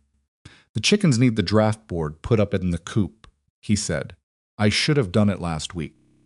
I can do it, she said. Cold. I lived in Boston, she said. I know what cold is. He didn't argue. He gave her the draft board and showed her where it fitted in the coop frame. And she went out in the first snow of the season and dealt with the chickens while he got the horses sorted and started on the barn gaps. They worked through the morning in the particular way of the first cold day separately, but aware of each other, checking in without making a point of it. By midday, the roof of the root cellar was a more urgent problem than he'd realized. The soft boards had taken the weight of the snow badly, and one of them had given at the corner, opening a gap that would let the cold in and threaten the stores. He told Margaret at lunch that he needed to get up on the roof that afternoon. I'll hand things up, she said. It's slippery, he said. Then I'll be careful handing things up, she said. They worked on the root cellar roof for 2 hours in the cold, which was not comfortable, and involved one moment where his boot slipped on the icy surface, and he came down hard on his knee on the boards, which Margaret witnessed from below without saying anything dramatic. She just waited for him to establish that he was not badly hurt, which he was not, and then handed him the next board. Thank you, he said. The knee, she said. For not making a performance of it, he said. It didn't seem like a performance situation, she said. The root cellar roof held through the winter. He considered that a reasonable metric of success. What happened in the months after the first snow was not dramatic in any way that would have been legible from outside. There was no single turning point, no scene in which things were resolved and then became straightforwardly good. What happened was smaller and more durable than that, they continued. They continued through a hard December that kept them close to the house for long stretches. They continued through the particular friction of 2 people learning to share a confined space in winter, the moments of irritability that had nothing to do with each other and everything to do with the cold and the sameness of the days, and which passed away. Such things passed when both people understood what they were. He snapped at her once over something so minor. He couldn't remember what it was an hour later, and she went quiet in a way that was controlled rather than hurt. And he apologized directly, and she accepted directly, and it was done. Cried once in January, which surprised him, not because he had thought she wasn't capable of it, but because she was so systematically self-contained that he had unconsciously filed her under. Does not do that. He was coming in from the barn, and he heard it through the back bedroom door before he knew what he was hearing, and he stood in the kitchen for a moment, unsure. He knocked. She said, I'm all right, he said. I know. I'm making coffee. She came out 20 minutes later with a composure that was the working kind, not the pretending kind. And she sat at the table and accepted the coffee and said, I got a letter from Patty. Consumption. They've moved her to a rest house outside the city. He said, I'm sorry. She said, she's 17. And then she didn't say anything else about it because she had already done what she needed to do, and what was left was just the fact of it, which no amount of talking would alter. Thought about Patty for the rest of that week, without having known her a 17-year-old girl who used to knock on Margaret's door when the boarding house was too loud, who had cried when Margaret left for the West. He thought about the particular cruelty of that kind of illness at that age. He thought about what Margaret had left in Boston and what Boston had done with her absence, and he thought about the weight of being far from something when it went wrong. He said, at supper a few days later, out of nowhere, you could write to her, to Patty, often if you want. Margaret looked at him. I do write to her. I know, he said. I meant I know the paper and postage cost. Elias, she said. Right, he said.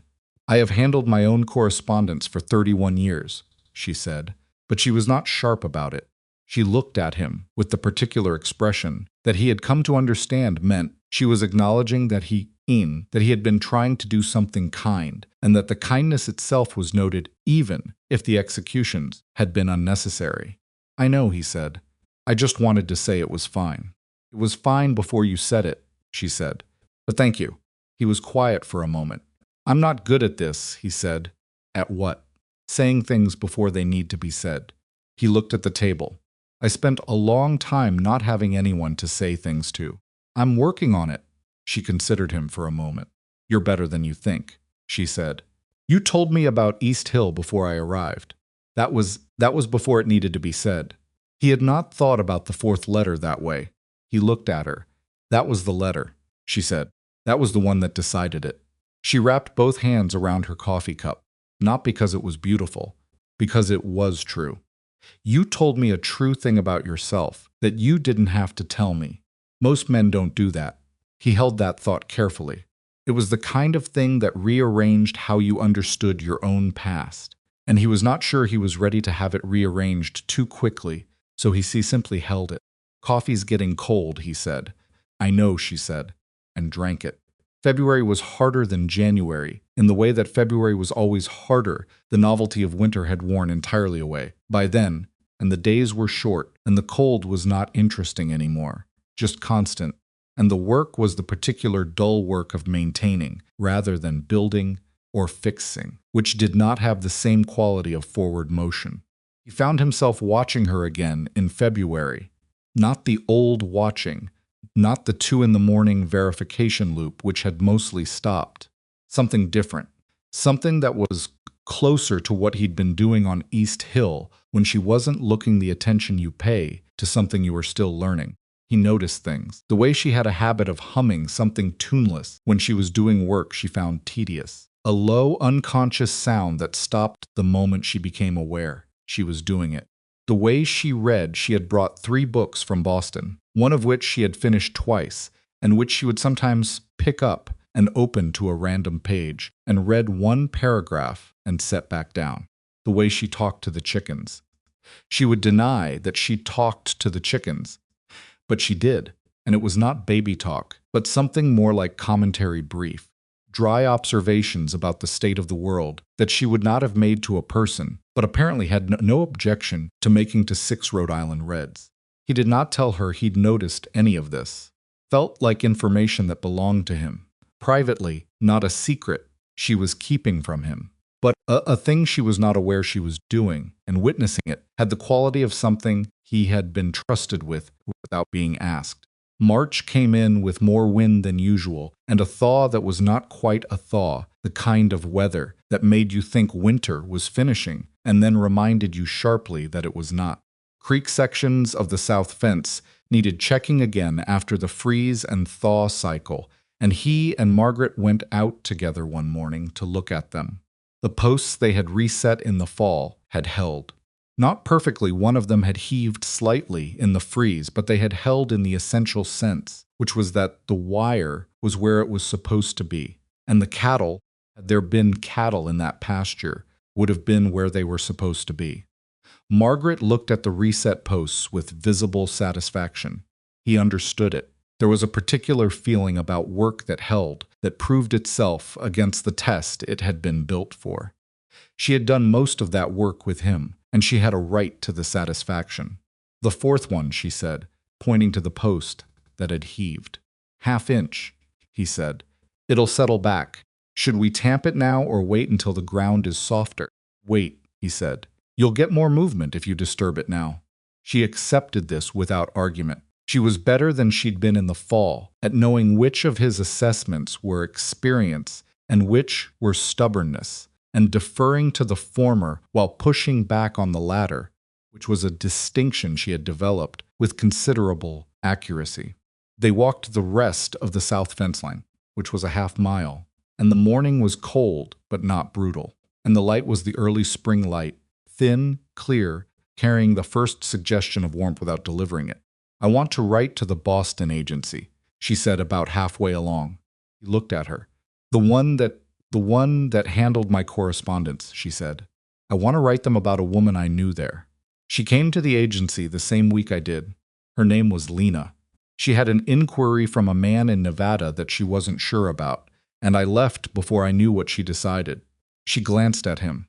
I want to ask after her. See how things turned out. You kept in touch with the agency? I kept in touch with the woman who ran the correspondence side, she said. Mrs. Brandt. She was careful about the matching. She was not the kind of woman who simply forwarded names and hoped for the best. She paused. She chose my correspondence carefully. I think she chose you on purpose. Thought about that. On purpose how? Your letter, Margaret said. The way you wrote it. She said something to me. When I was deciding, she said, this one is honest in the way that matters. She meant you weren't describing what you wanted to be. You were describing what you were. He walked with that for a while. She was right, Margaret said, not looking at him. But I don't think she could have predicted the rest of it. No, he said. Neither could I. They finished the fence line and went back to the ranch, and he thought about Mrs. Brandt and her considered matching, and about Lena in Nevada, who may or may not have made the same journey Margaret had, and about the strange, invisible machinery of other people's decisions that had deposited him and this particular woman in this particular life. He did not know how to feel about that, the luck of it, the contingency, the number of ways it could have been different. He understood that thinking about that too hard was its own kind of trap, so he didn't. He fed the horses and came inside, and Margaret was writing the letter to the agency, already, at the kitchen table, with the particular efficiency of a woman who had decided a thing and saw no reason to delay. He made coffee and set a cup beside her without interrupting, and she reached for it without looking up. And that was that. Patty died in March. The letter came on a Tuesday, and Margaret read it at the table, and put it in her pocket, and went out to the garden to work the ground, which was only beginning to thaw at the edges, but which apparently needed working that morning. He saw her through the window, the set of her back, the deliberate quality of the movement. He went out after half an hour. He didn't say anything. He picked up the second fork and started on the row beside her, and they worked in silence for a while. The soil still hard and resistant, giving up its winter grip reluctantly, she said. She made it to February. The letter took 2 weeks. I'm sorry, he said. She was afraid of the dark, Margaret said. Boarding house. That's why she knocked on my door. She wouldn't say that was why, but it was. She drove the fork into the ground. I hope someone sat with her. He had no answer for that. He worked the row beside her. She was 17, Margaret said again. The same word she had used in January, with the same flat weight, the weight of something that refused to become acceptable, no matter how many times you said it. Yes, he said. They worked the garden until the morning was gone. It was not productive work. The ground was not ready. And they both knew it, but it was work that could be done together, that required their bodies to be occupied in the same place. And sometimes that was what the morning needed to be. At lunch, she ate quietly, and then she said, "Thank you." "For the garden," he said. "For the garden," she confirmed. She looked at her plate for a moment. "You didn't say anything. Just came out." "That seemed like what was needed," he said. She looked at him. "It was," she said. "Most people don't know the difference." He didn't tell her that he had spent 5 years learning the difference that grief had taught him, specifically and thoroughly. The distinction between the times when words helped and the times when a person simply needed the presence of another body in the same space, the proof that they were not entirely alone with whatever they were carrying. Clara had taught him some of it. The 5 years after had taught him the rest, in the particular way that absence teaches by showing you the shape of what's missing. He had not thought of the 5 years that way before. He had thought of them as years of managing, of getting through, of keeping the ranch running, and himself functional. He had not thought of them as years of learning, but perhaps they had been that too. Spring came properly in April, with the sudden insistence that the seasons always used out here, as though the land had been waiting for permission and then taken it all at once. Kitchen garden went in on a warm Saturday. The full plan from the envelope she planted it herself, mostly because she had planned it, and the planting was hers, and he did what she needed done without being the one driving the decisions. He had gotten better at knowing when to lead and when to follow, which was perhaps the most practically useful thing he'd learned in the past 5 months. Vera's tomato starts went in along the south edge, which Vera had said was the right placement, and which was the right placement, and which Margaret told him 2 months later, when the first tomatoes came, had made all the difference. The latch on the kitchen window had been replaced in winter with a better one. The porch was solid on all its boards. The east window had been whole since November. The root cellar roof had held through every hard day. The South Fence Creek section would need checking again in spring, as it always did, but the posts they'd reset were still plumb. These were small things. He understood they were small things. But he had lived long enough to understand that small things were what a life was actually made of, not the dramatic moments, not the crises and the recoveries, the latches and the boards and the fence posts and the garden, and the coffee at 2 in the morning and the fork in the garden row beside a person who is hurting. These were the things that lasted.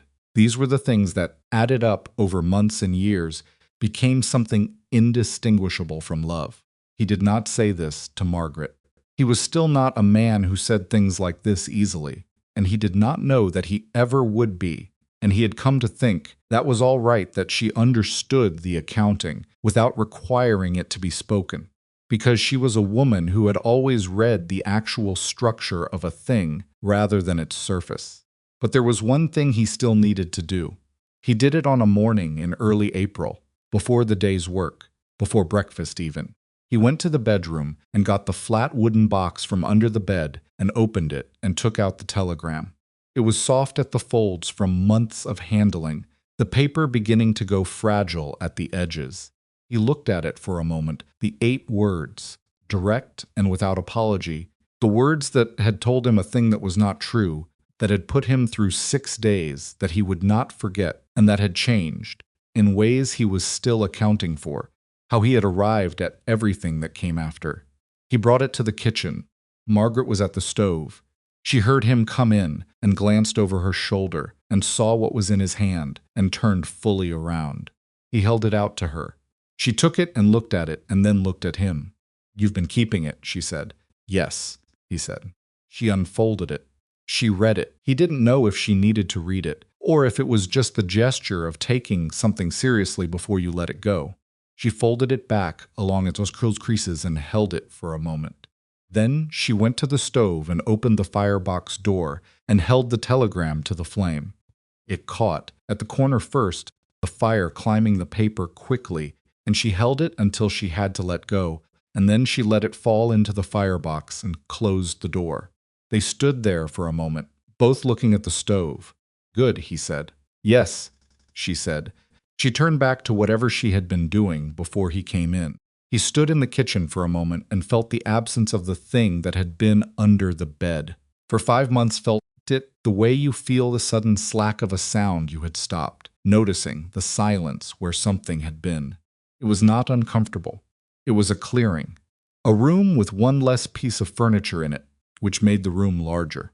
He thought about what it had taken to get here. Not just the 6 days.